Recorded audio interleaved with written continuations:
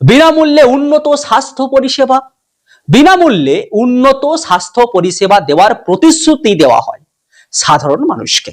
তখনই প্রশ্ন ওঠে, এটা কি রাজ্যের স্বাস্থ্য ব্যবস্থার ব্যর্থতার উপর প্রলেপ দেওয়ার চেষ্টা, নাকি কাটা ঘায়ে নুনের ছিটা? উদ্দেশ্য যাই হোক না কেন, একথা অস্বীকার করা যায় না, ডায়মন্ড হারবারে বহু মানুষ এই প্রকল্প থেকে উপকৃত হয়েছে। ডায়মন্ড হারবার মডেল জনসেবা না ক্ষমতার মহড়া? 2024 লোকসভা নির্বাচনের পরে তৃণমূল কংগ্রেসের সেনাপতি, দলের সর্বভারতীয় সাধারণ সম্পাদক অভিষেক বন্দ্যোপাধ্যায়ের হাত ধরে শুরু হয় সেবাশ্রয় প্রকল্প। ডায়মন্ড হারবার মডেলের নতুন সংস্করণ হিসেবেই তুলে ধরা হয় এই উদ্যোগকে। 2025 সালের শেষের দিকে আবার শুরু হয় সেবাশ্রয় 2।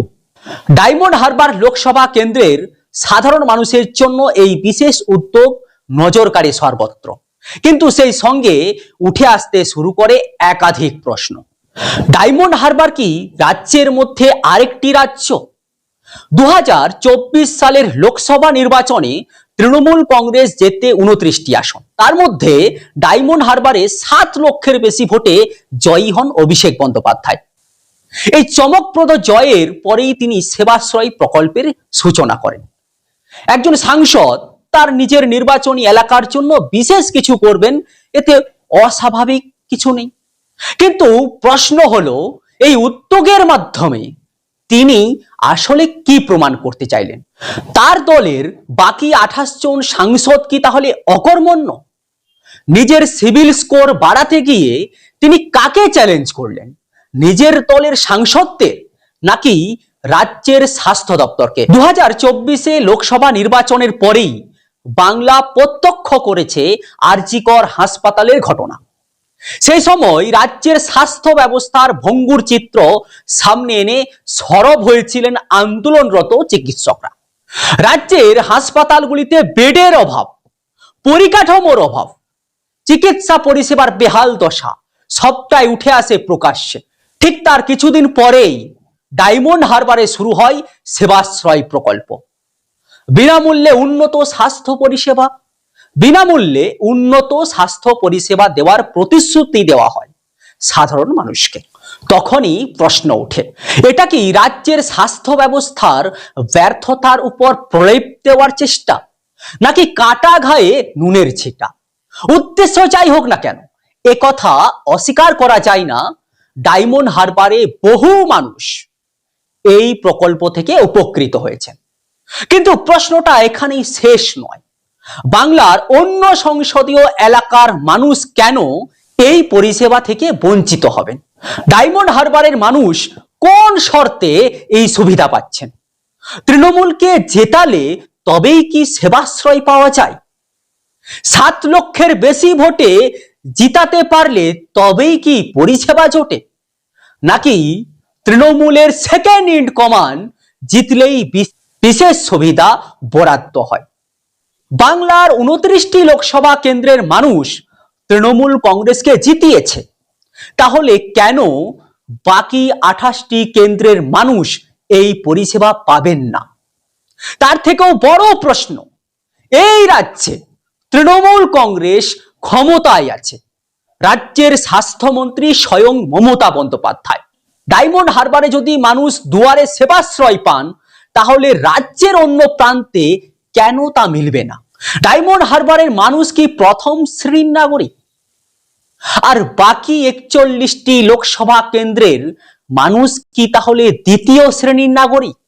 অভিষেক বন্দ্যোপাধ্যায় তৃণমূল কংগ্রেসের সর্বভারতীয় সাধারণ সম্পাদক। তার দায়িত্ব কি শুধুমাত্র ডায়মন্ড হারবার লোকসভা কেন্দ্রে সীমাবদ্ধ? নিজস্ব ভাবমূর্তি তৈরির রাজনীতিতেই গিয়ে তিনি কি দলের সাধারণ সম্পাদকের দায়িত্ব থেকে সরে যাচ্ছেন?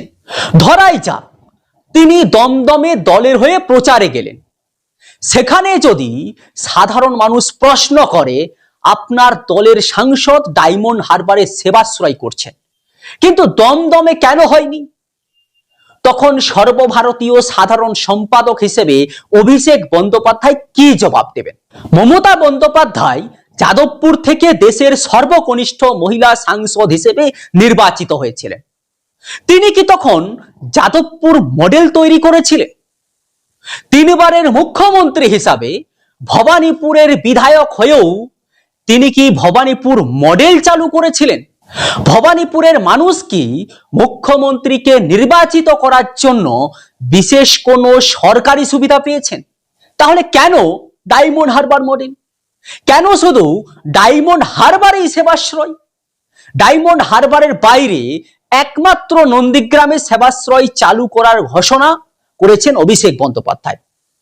তার উদ্যোগে সেখানে দুদিনের মেডিকেল ক্যাম্প হওয়ার কথা আছে। এখানেও প্রশ্ন আরো জোরালো হয়, নন্দীগ্রামেই কেন? কেন সন্দেশখালী নয়? কেন বেলডাঙ্গা নয়? কেন বাগদা নয়? কেন বনগা নয়? কেন কোচবিহার বা পুরুলিয়া নয়? কেন বাকি 293টি বিধানসভা কেন্দ্রেতে নয়? মুর্শিদাবাদ, মালদা, উত্তরবঙ্গের বহু প্রান্তিক জেলা থেকে হাজার হাজার মানুষ চিকিৎসার জন্য কলকাতায় আসেন। সরকারি হাসপাতালে বেড না পেয়ে খোলা আকাশের নিচে রাত কাটাতে হয় অসুস্থ মানুষদের। নিয়মিত হয়রানির শিকার হন গরিব রোগীরা, অসহায় রোগীরা। তারা কেন সেবাশ্রয়ে সুযোগ পাবেন না? রাজনৈতিক মহলে জল্পনা, আগামী বিধানসভা নির্বাচনে নন্দীগ্রাম থেকে প্রার্থী হতে পারেন অভিষেক বন্দ্যোপাধ্যায়। তাহলে কি নন্দীগ্রামে সেবাশ্রয় সেই ভবিষ্যৎ রাজনীতির প্রস্তুতি, আগাম জমি শক্ত করার কৌশল? সেনাপতি আর যুবরাজ এক বিষয় নয়। যুবরাজের সিংহাসনের ওপর উত্তরাধিকার থাকে, সেনাপতির থাকে না। কিন্তু ইতিহাস বলে অনেক সেনাপতি নিজের ভাবমূর্তি তৈরি করে জনসমর্থনের রাজনীতি গড়ে তোলে, প্রশাসনিক ব্যবস্থার সমান্তরাল কাঠামো দাঁড় করিয়ে শেষ পর্যন্ত সিংহাসনের দিকেই হাত বাড়িয়েছেন। ডায়মন্ড হারবার মডেল কি সেই দিকেই ইঙ্গিত করছে?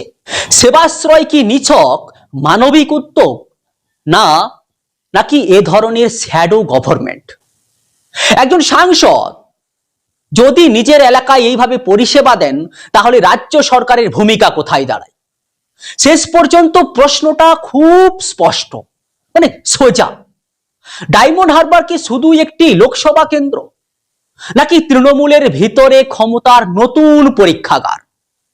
সেবাশ্রয় কি সত্যি সাধারণ মানুষের জন্য, নাকি ক্ষমতার সিংহাসনের দিকে এগিয়ে যাওয়ার একটি সুপরিকল্পিত রাজনৈতিক পথ চলা? এই প্রশ্নগুলোর উত্তর শুধু রাজনৈতিক অন্দরমহলে নয়, বাংলার সাধারণ মানুষও জানতে